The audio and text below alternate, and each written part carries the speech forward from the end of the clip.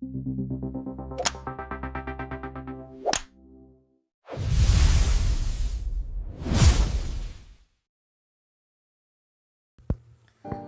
भाई लोग, आज हम बात करने वाले हैं लुकिज्म के चैप्टर नंबर 222 के बारे में। और चैनल को सब्सक्राइब जरूर से कर लेना ताकि आगे आने वाली वीडियोस आप मिस ना कर सको। तो पिछले एपिसोड में हमने देखा था हॉस्टल गैंग के जो एक ग्रुप का एक टकला होता है जो उस ग्रुप का बॉस होता है। डैनियल इस टकले के एक रैपट मार के इसको शक्तिमान बना देता है। ये बंदा घूमता घूमता टकराता है एक दीवार से और इसके बाद इस टकले की खड़े उठने की हालत नहीं होती। इस टकले के साथ के बंदे कहते हैं, हे डैड, क्या आप ठीक हो? उसने बस इनके एक थप्पड़ ही तो मारा था बस। इसके बाद डैनियल कहता है, तुम उन लोगों का फायदा उठाते हो जिनके पास रहने के लिए घर नहीं होता। तुम इनसे वो चीजें करवाते हो जो इनको बिल्कुल भी पसंद नहीं है और तुम खुद को एक फैमिली बोलते हो। इसके बाद टकले के साथ के बंदे कहते हैं, तू साले, तुझे हम जान से मार डालेंगे। ये दोनों के दोनों बढ़ते हैं डैनियल की तरफ अटैक करने के लिए, लेकिन डैनियल एक एक थप्पड़ में दोनों को लेटा देता है। डैनियल कहता है, तुमने कहा था तुम्हारे साथ जितने भी लोग रहते हैं वो तुम्हारी फैमिली है, क्योंकि किसी के पास कोई भी जगह नहीं है कहीं जाने के लिए, लेकिन तुम यहाँ पे लड़कियों का फायदा उठाते हो जबकि तुम्हें उनकी मदद करनी चाहिए, तुम्हें उनका सहारा बनना चाहिए। ये दोनों बंदे कहते हैं, आखिर ये क्या बोल रहा है? दूसरा बंदा कहता है, मेरा दांत हिल रहा है। मतलब कि डैनियल एक थप्पड़ में ही इस बंदे का दांत हिला देता है, लेकिन तभी इसके बाद जो टकला होता है इनका बॉस, जब तक बेहोश पड़ा होता है वो चुपके से एक बेसबॉल बैट उठाता है और पीछे से डैनियल के सर पे मार देता है। ये टकला कहता है, तो हरामखोर, तुझे फाइट करनी आती है, लेकिन ये ईस्ट रिवर साइड का इलाका है, तुझे पता भी है, तो किससे पंगे ले रहा है? लेकिन यार जो डैनियल होता है ना, डैनियल ने इस बंदे का बेसबॉल बैट आखिरी मोमेंट में अपने हाथ से पकड़ लिया था। डैनियल इस बंदे की तरफ देख के कहता है, तो हॉस्टल गैंग से है ना? इस टकले की भी डैनियल को देख के फटके चार हो जाती है। ये अपने मन में सोच रहा होता है कि क्या इसने ये बैट पकड़ लिया? लेकिन तभी डैनियल इस टकले के मुंह पे एक मुक्का मारता है जिसकी वजह से इस टकले की हालत खराब हो जाती है। डैनियल कहता है, अब मुझे यकीन हो गया है, ये सारे काम हॉस्टल गैंग ही कर रही है, मुझे अपने बॉस के पास ले चल। तो इसके बाद सीन शिफ्ट होता है और हम जेम्स गॉन्ग के ग्रुप का सीन देखते हैं, जहाँ पे अभी इन लोगों के सामने खूब सारा खाना रखा होता है और जेम्स गॉन्ग कहता है, अरे तुम ये खाना खा लो, ये मेरी तरफ से तुम सबको पार्टी है, तुम लोग जितना मर्जी खाना खा सकते हो, यहाँ पे सबसे अच्छा खाना मिलता है। और अभी जो जेम्स गॉन्ग हरामी होता है इन सबको अपने साथ फ्यूनरल हॉल में लेके आ रखा होता है, जहाँ पे जापान या किसी दूसरी कंट्री में लोग किसी के मरने का दुख मनाते हैं। अभी जेम्स गॉन्ग के साथ के जितने भी बंदे होते हैं सबके सब काफी ज्यादा हैरान होते हैं। इनमें से एक बंदा कहता है, हे डैड, आखिर मैं क्या करूँ? क्या मैं ये खाना खा लूँ? हम सबने यहाँ पे हर एक इंसान के हिसाब से सिर्फ 50 सेंट दिए हैं यहाँ पे अंदर आने के। तभी दूसरा बंदा कहता है, अबे हरामखोर, वो 50 सेंट यहाँ पे अंदर आने के नहीं थे, ये तो बस अपना एक दुख दिखाने का तरीका है उसके लिए जिस बंदे के फ्यूनरल पे तुम यहाँ पे आ रखे हो। और यार 50 सेंट ना बहुत ही ज्यादा कम होते हैं, इतने में तो कोई खाना आता ही नहीं है। और यहाँ पे सारे के सारे लोग दबा के खाना खा रहे होते हैं और जब इनका बॉस होता है जिसका नाम मॉली होता है, वो अपने मन में सोच रहा होता है, साला मैं तो हमेशा से बेघर था, लेकिन मैंने भी कभी किसी के फ्यूनरल में खाना नहीं खाया। इस बात से मुझे वो दिन याद आ गया जब उस सुअर से मैंने मार खाई थी। मैं दोबारा से वही बात सोच रहा हूँ। और यार इसका उस सुअर से मतलब होता है मोटे वाले डैनियल से। लेकिन तभी जो जेम्स गॉन्ग होता है ना, वो अपनी जगह से गायब हो जाता है और ये लोग आपस में बात कर रहे होते हैं। आखिर वो हरामखोर कहाँ गया? अभी थोड़ी देर पहले तो यहीं पे बैठा था वो। दूसरा बंदा कहता है, ये साला पता नहीं कहाँ भाग जाता है हमेशा। लेकिन तभी हमें दूर से आवाज आती है, एक आदमी जेम्स गॉन्ग का कॉलर पकड़ के कह रहा होता है, तू साले चोर कहीं के, मैंने तुझे पकड़ लिया हरामखोर। जेम्स के साथ के बंदे अभी अपने मन में सोच रहे होते हैं, आखिर इस हरामखोर ने अब क्या कर दिया? जेम्स गॉन्ग का जिसने कॉलर पकड़ा होता है, जेम्स उसको कहता है, हे मिस्टर, तुम गलती कर रहे हो, मैंने कुछ भी चोरी नहीं करा है। इसके बाद जिसने कॉलर पकड़ा होता है वो कहता है, तू हरामखोर, अगर तूने चोरी नहीं करी है तो ये दान पेटी तेरे हाथ में क्या कर रही है? अब मैं तुझे यहाँ से पुलिस स्टेशन ले जाऊंगा, चल मेरे साथ। और जेम्स के साथ के बंदे अपने मन में सोच रहे होते हैं, ये साला वो दान पेटी चुराने की कोशिश कर रहा था। और तभी जेम्स इन बंदों को कहता है, ए हाय, और ये अपने मन में कहते हैं, अबे साले हमें हाय मत कह। और जो जेम्स के साथ के बंदे होते हैं यहाँ से भागने लगते हैं ताकि वो जेम्स के साथ पकड़े ना जाएं। इनमें से एक बंदा कहता है, डैड मैं यहाँ से जा रहा हूँ। तभी मॉली कहता है, अबे मेरे लिए भी रुक, इस साले को तो मैं बाद में देखता हूँ। और ये लोग यहाँ से भागने लगते हैं। लेकिन तभी जो जैस्मिन होती है अपनी जगह से खड़ी उठती है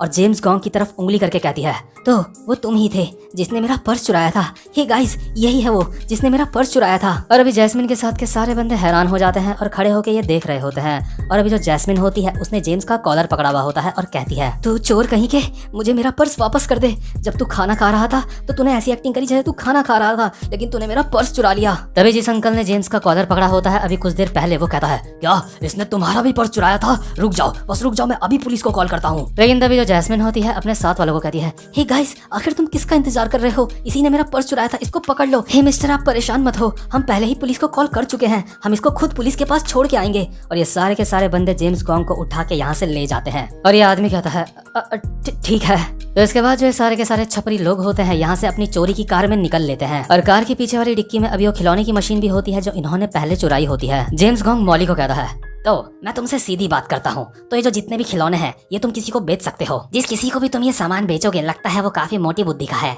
हे डैड, आखिर वो कौन है? लगता है वो इंसान दिल का काफी अच्छा इंसान है। इसके बाद मॉली कहता है, क्या अच्छा इंसान? और मॉली अभी अपने मन में सोच रहा होता है, साला इसको मैं अपने साथ इसलिए लाया क्योंकि मुझे कार ड्राइव करनी नहीं आती। ये हरामखोर मुझसे कुछ ज्यादा ही सवाल पूछ रहा है और वो एक अच्छा इंसान है जिसको हम ये बेचेंगे घंटा। मॉली कहता है, हम जो भी सामान चुराते हैं वो इंसान हमसे वो सारा सामान खरीदता है। इसके बाद जो जेम्स होता है वो कहता है, क्या आखिर वो कौन कौन सा सामान खरीदते हैं? इसके बाद मॉली कहता है, अरे तुम ड्राइव करो बस। मॉली अभी अपने मन में सोच रहा होता है, वो लोग अच्छे लोग नहीं है, वो है हॉस्टल गैंग। इन लोगों ने ही मेरे हाथ में ये एच का साइन बनाया है और जब किसी के हाथ में ये टैटो ये साइन बन जाता है तो वो डैड कहलाता है अपने ग्रुप का। जब किसी को ये साइन मिल जाता है तो वो अपने ग्रुप का लीडर बन जाता है और जिसके पास ये साइन होता है वो डायरेक्टली हॉस्टल के बड़े मेंबरों से मिल सकता है। मैंने ये अपना टैटो अपने हाथ में बनवाया है। मैंने तो बल्कि ऐसा इंसान भी देखा है जिसने ये टैटो अपने गाल पे बनवाया था। हॉस्टल गैंग में इतने सारे लोग हैं कि वो एक दूसरे को नहीं जानते और इसी टैटो की मदद से वो एक दूसरे को पहचानते हैं। हॉस्टल गैंग उन सारे चोरी के सामानों का ठीक से ध्यान रखती है जिसको नॉर्मल इंसान बेच नहीं सकता और साथ ही साथ में इनके अंडर में जो ग्रुप्स काम करते हैं ये उनकी भी रक्षा करते हैं, उनका भी ध्यान रखते हैं। हॉस्टल गैंग अंदर ही अंदर से अपने लोगों से भी फाइट कर रही है। ये 2 हिस्सों में डिवाइड हो चुकी है और इसका जो एक हिस्सा है वो ज्यादा ताकतवर है और हम उस साइड के लोगों के लिए काम करेंगे जो ज्यादा ताकतवर है। लेकिन इस बेवकूफ जेम्स को ये समझाने का कोई भी फायदा नहीं है। मॉली जेम्स को कहता है, ऐसा नहीं है कि वहाँ पे कोई भी जा सकता है और कोई भी सामान बेच सकता है, बस कुछ स्पेशल लोग ही ऐसा कर सकते हैं। जेम्स कहता है, अच्छा ऐसी बात है, डैड सॉरी माफ करना, मुझे नींद आ गई थी। ये शीशा कैसे खोलते हैं बगल का? खैर ये जो बंदा सबको एच नाम का टैटू देता है यही सबसे सारा का सारा सामान खरीदता है ना? लो डैड, हम यहाँ पे पहुँच गए, हमें यहीं आना था ना। और यहाँ पे पहुँचते ही जो जेम्स हरामी होता है कार का हॉर्न तेज तेज से बजाने लगता है और मॉली ये देख के काफी ज्यादा डर जाता है। मॉली कहता है, अबे साले पागल, आखिर तू ये क्या कर रहा है? ये सब करना बंद कर। जेम्स कहता है, मैं कब से हॉर्न बजा रहा हूँ, ये लोग बाहर ही नहीं आ रहे हैं, हम तो इनके मेहमान हैं। लेकिन तभी यहाँ पे 2 लोग आते हैं जो हॉस्टल गैंग के खास बंदे होते हैं। ये दोनों कहते हैं, आखिर यहाँ पे इतनी रात को इतना ज्यादा शोर कौन मचा रहा है? अरे तुम्हारे हाथ में तो एच का साइन है। तभी जो मॉली होता है वो कार से बाहर आता है और कहता है, सॉरी सर, मुझे माफ कर दो। और यार वैसे जिसको मैं मॉली कह रहा हूँ ना उसको असल में लोग मोल कह के बुलाते थे। ये एक मोल नाम का जाना माना चोर था एक समय पे और इसने एक बारी हमारे मोटे वाले डैनियल का भी पर्स चुराया था। तो जो ये 2 बंदे होते हैं वो कहते हैं, तो तुम यहाँ पे कुछ बेचने के लिए आ रखे हो? इनमें से एक बंदा कार के अंदर झांक के जेम्स को देखता है और कहता है, आखिर ये कौन है? इसको तो मैंने पहले कभी भी नहीं देखा। तुम्हें यकीन है ये बंदा हमारी गैंग का है? चलो इसका टैटो चेक करते हैं। तभी मॉली कहता है, ये बंदा मेरे साथ है। लेकिन यार जो जेम्स पागल होता है अभी भी तेज तेज से हॉर्न बजाने में लगा हुआ होता है और ये बंदे जेम्स को कहते हैं, तू मदर, अबे साले हॉर्न बजाना बंद कर, अगर बॉस के आदमी यहाँ नीचे आ गए तो वो तेरी कह के ले लेंगे। जेम्स कहता है, क्या? लेकिन मैं भी तो तुम्हारे ग्रुप का मेंबर हूँ। मॉली जेम्स को कहता है, अबे साले ये करना बंद कर।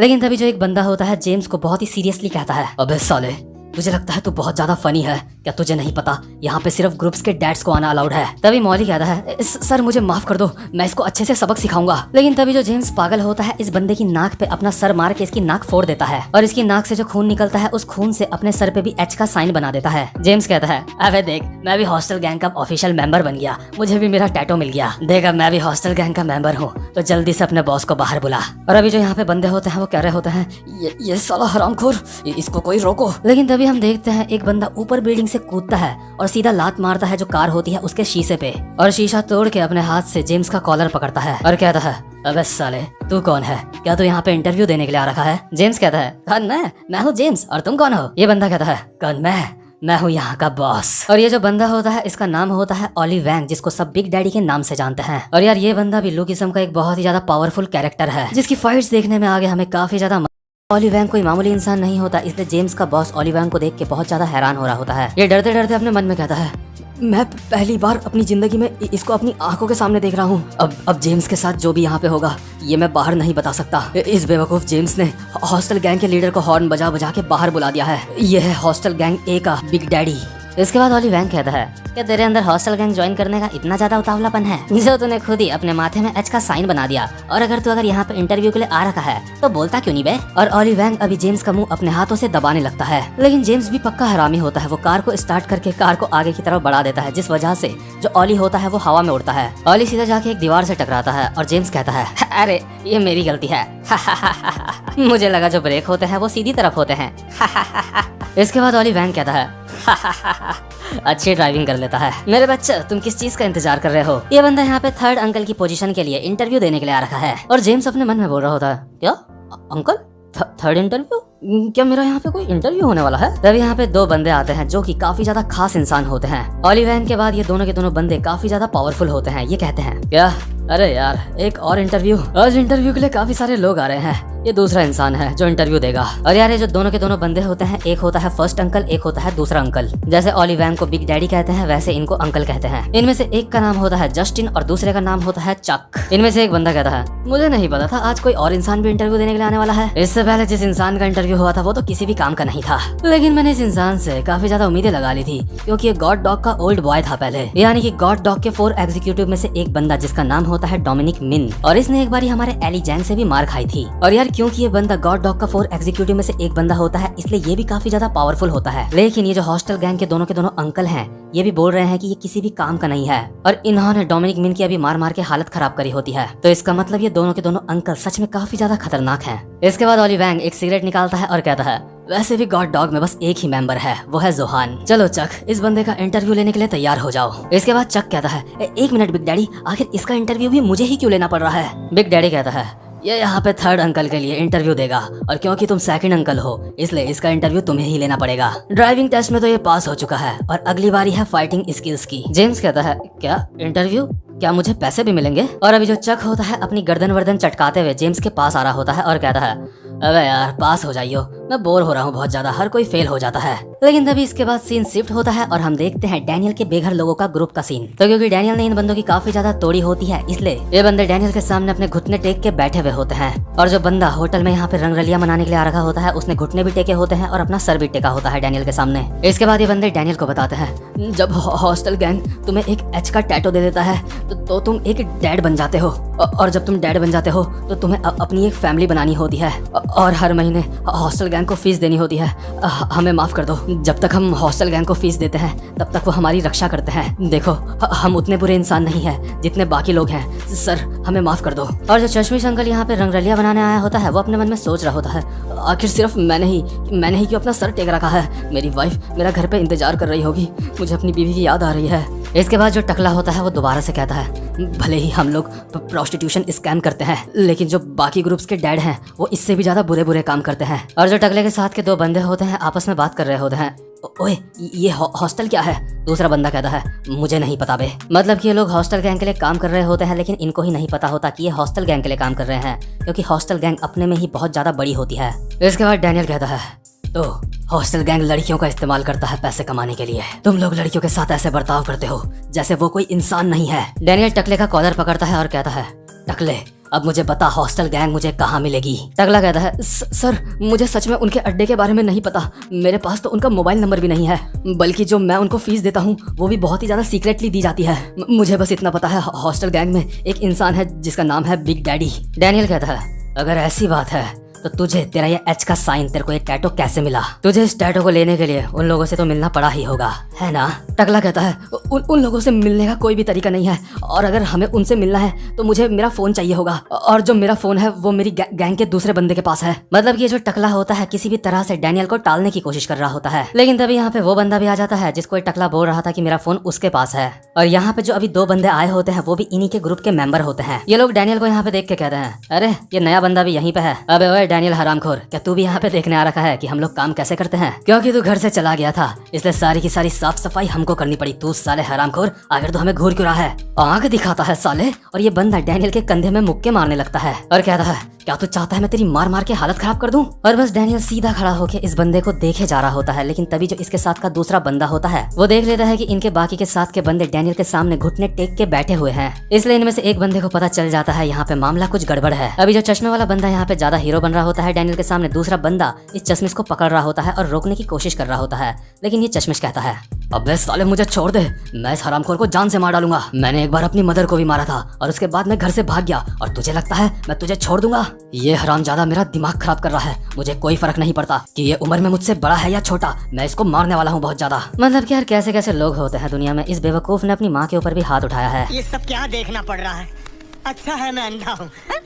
और इस चश्मिश को भी यहाँ पे थोड़ा थोड़ा एहसास होने लगता है कि यहाँ पे कुछ तो गड़बड़ है। ये कहता है आखिर यहाँ पे चल क्या रहा है। और डैनियल घूर के देखता है इस चश्मिश की तरफ और ये चश्मिश भी जाके अपने घुटने के बल और सर टेक के बैठ जाता है। चश्मिश कहता है अरे मैं भी कर देता हूँ ऐसा। अगर ऐसी बात थी, यहाँ पे यही मामला चल रहा था, तो तुम लोगों ने मुझे पहले क्यों नहीं बताया। इसके बाद डैनियल इस बंदे को कहता है ओए बच्चे, मुझे अपना मोबाइल दे। और इसी बंदे के मोबाइल पे उन लोगों का नंबर होता है जिससे डैनियल हॉस्टल गैंग तक पहुंच सकता है। लेकिन वहीं दूसरी तरफ हम देखते हैं अभी चक और जेम्स की फाइट हो रही होती है और चक जेम्स को बहुत ही अच्छे से तोड़ रहा होता है। जेम्स इतना ज्यादा पिट रहा होता है कि उसकी बॉडी कांप रही होती है, लेकिन उसके बावजूद भी वो बार बार अपनी उंगली चक के फेस में लगाए जा रहा होता है। चक कहता है अबे यार, ये साला इतना ज्यादा कमजोर क्यों है। चक जेम्स के एक और मुक्का मारता है और कहता है अबे यार, इसको देख के मैं सच में काफी ज्यादा निराश हुआ हूँ। जेम्स अभी जमीन में गिर चुका होता है, लेकिन उसके बावजूद भी वो अपनी उंगली चक के फेस में लगा रहा होता है। चक कहता है अबे तू ये क्या करने की कोशिश कर रहा है बे? क्या तू मेरे प्रेशर पॉइंट दबा रहा है? चक को लगता है ये कोई नई फाइटिंग स्किल है जो जेम्स यूज कर रहा है, लेकिन चक को इससे कोई भी नुकसान नहीं हो रहा होता। इसके बाद चक जेम्स की गर्दन पकड़ता है और अपना घुटना जेम्स के पेट में मारता है। जेम्स के घुटना बड़ा ही तगड़ा पड़ा होता है, जिसकी वजह से उसके मुंह से खून भी निकलने लगता है। चक कहता है तू फेल हो गया है। और जेम्स का डैड अभी अपने मन में सोच रहा होता है ये बंदा सच में काफी ज्यादा खतरनाक है, ये बहुत ज्यादा स्ट्रांग है। तो यही है हॉस्टल गैंग का एग्जीक्यूटिव अंकल। अभी जो जेम्स होता है जमीन में पेट पकड़ के बैठा हुआ होता है। इसके बाद जो चक होता है वो कहता है तू तो गॉड डॉग के ओल्ड बॉय से भी ज्यादा कमजोर है। आखिर तू यहाँ पे क्या सोच के आया था बे? और जेम्स बोल रहा होता है मैं। लेकिन तभी जो बिग डैडी होता है वो चक को देख के बहुत ज्यादा हंसने लगता है। बिग डैडी कहता है ये बंदा सच में काफी ज्यादा पागल है। मैंने तो सोचा था ये सिर्फ ड्राइविंग करने में ही अच्छा है, लेकिन इसकी आर्ट भी काफी ज्यादा अच्छी है। और अभी हम देखते हैं जो जेम्स होता है उसने अपनी उंगली से चक के फेस में एक स्टार बना दिया होता है। बस अब एक लाइन बची हुई होती है इस स्टार को पूरा करने के लिए। अभी यहाँ पे चक की बहुत ज्यादा बेइज्जती हो रही होती है। इसके बाद जेम्स कहता है सॉरी, मुझे माफ करना। जब मैं किसी के फेस पे इस तरह के डॉट्स देखता हूँ तो मुझसे रहा नहीं जाता। मुझे इन डॉट्स को एक दूसरे से मिलाने का मन करता है। अरे यार शिट, अब बस एक लाइन बची है मुझे मेरी ड्राइंग पूरी करने के लिए। भाई मुझे बस एक लाइन और बनाने दे प्लीज, बस एक और लाइन। जेम्स की बात सुन के चक का दिमाग खराब हो जाता है और वो जेम्स के मुक्के ही मुक्के बजाने लगता है। इस वजह से जेम्स के मुंह से और ज्यादा खून निकलता है और जेम्स को इंक मिल जाती है एक लाइन और बनाने के लिए। और जैसे ही जेम्स को खून के रूप में इंक मिल जाती है, जेम्स एक मुक्का मारता है चक के और चक इस एक मुक्के से सीधा कार में जाकर टकराता है और कार के शीशे टूट जाते हैं। जेम्स का ये मुक्का देख के बिग डैडी काफी ज्यादा खुश हो जाता है। इसके बाद जो जेम्स होता है वो कहता है मैं पिछले 10 साल से दिन में 3 बार ये करता हूँ। मेरे उल्टे हाथ को तो कम मत समझियो, मुक्के मारने में मैं काफी ज्यादा अच्छा हूँ। लेकिन मुझे लगता है मेरी एक उंगली टूट चुकी है। ये इंसान सच में काफी ज्यादा ताकतवर है। मुझे शक है कि मैं इसको कभी भी हरा पाऊंगा। मैं इसको नहीं हरा सकता। और जो चक होता है उसको जेम्स का मुक्का काफी ज्यादा तगड़ा पड़ा होता है, लेकिन उसके बावजूद भी जो चक होता है अभी अपनी गर्दन चटकाते हुए दोबारा से जेम्स के पास आता है। चक कहता है तुझे तेरे इस मुक्के के लिए मैं 5 नंबर देता हूँ। लेकिन तभी जेम्स कहता है ओए टाइम प्लीज, तू बहुत ज्यादा स्ट्रांग है। क्या मैं तुझे मारने के लिए कोई हथियार इस्तेमाल कर सकता हूँ? और जेम्स चक को मारने के लिए एक गुड़िया उठाता है। चक कहता है क्या मुझे मारने के लिए तू इस गुड़िया का इस्तेमाल करेगा? लेकिन यार जो जेम्स होता है उसने इस गुड़िया के पीछे एक ईंट बांधी होती है और इस गुड़िया को घुमा के मारता है वो सीधा चक के फेस पे। इस अटैक से चक की हालत खराब हो जाती है। इसके बाद जेम्स कहता है तुझे पता नहीं आजकल हर जगह धोखे होते हैं। इसके बाद बिग डैडी कहता है आखिर तूने वो गुड़िया के पीछे वो ईंट कब बांधी? इसके बाद फाइनली जो जेम्स होता है चक के फेस में अपनी ड्राइंग को पूरा कर देता है। जेम्स कहता है तो फाइनली ये पूरा हो गया, अब मुझे थोड़ा अच्छा लग रहा है। और बिग डैडी जेम्स को देख के तालियां बजाने लगता है और कहता है जेम्स तुम पास हो गए। और वहीं हम दूसरी तरफ देखते हैं जो हमारा डैनियल होता है उसको इस जगह का एड्रेस मिल जाता है और डैनियल भागता भागता यहाँ पे आ रहा होता है। डैनियल अभी अपने मन में सोच रहा होता है एक ऐसी गैंग जिसकी कोई पहचान नहीं है और इन तक पहुँचने का बस एक ही रास्ता है, चैट्स। ये लोग आपस में मैसेज में बात करते हैं और इसमें इनको काफी ज्यादा आसानी होती है। जो लोग इनको नहीं चाहिए होते उनको ये अपने ग्रुप से हटा देते हैं ताकि वो लोग इनको मैसेज ना कर सके, और जो लोग इनको चाहिए होते हैं उनको ये ऐड कर देते हैं। और ये लोग मैसेज में कुछ कीवर्ड्स में बात करते हैं जिस वजह से अगर कोई और इंसान इनके मैसेज देखे तो इनके मैसेज वो समझ ना पाए। और अगर किसी और इंसान को किसी नए ग्रुप का डैडी बनना होता है और उसको एच का साइन चाहिए होता है तो दूसरा जो कोई डैडी होता है उसी को जाके हॉस्टल गैंग के बंदों को बताना पड़ता है या फिर मैसेज करना पड़ता है। और जिस टकले को डैनियल ने मारा होता है वो टकला मैसेज करके इनको लिखता है FR, जो कि एक कीवर्ड होता है। हॉस्टल गैंग की एक कोड लैंग्वेज होती है। अगर कोई और बंदा कुछ और लिखता तो ये ग्रुप उसी समय डिलीट हो जाता और इस नंबर को ब्लॉक कर दिया जाता। लेकिन टकले ने जैसे ही FR लिखा तो हॉस्टल गैंग के बंदे समझ गए थे ये हमारा ही बंदा है। तो डैनियल फाइनली भागते भागते उस जगह पे पहुंच जाता है जहाँ पे अभी कुछ देर पहले जेम्स था। डैनियल इस जगह को देख के कहता है तो यही वो जगह है, यही वो लोग हैं जो लड़कियों को किसी सामान की तरह इस्तेमाल करते हैं। डैनियल अपना लॉन्ग कोट उतार के फेंकता है और बिल्कुल तैयार होता है अभी इन लोगों से फाइट करने के लिए। तो भाई लोग, ये वाला एपिसोड यहीं पे खत्म होता है। उम्मीद करता हूँ कि आपको आज की वीडियो भी अच्छी लगी हो, और अगर आप चैनल पे पहली बार आए हो तो चैनल को सब्सक्राइब और वीडियो को लाइक जरूर से कर देना, ताकि आगे आने वाली वीडियोस आप मिस ना कर सको। तो अब मैं आपसे मिलूंगा अपनी नेक्स्ट वीडियो में, तब तक के लिए गुड बाय।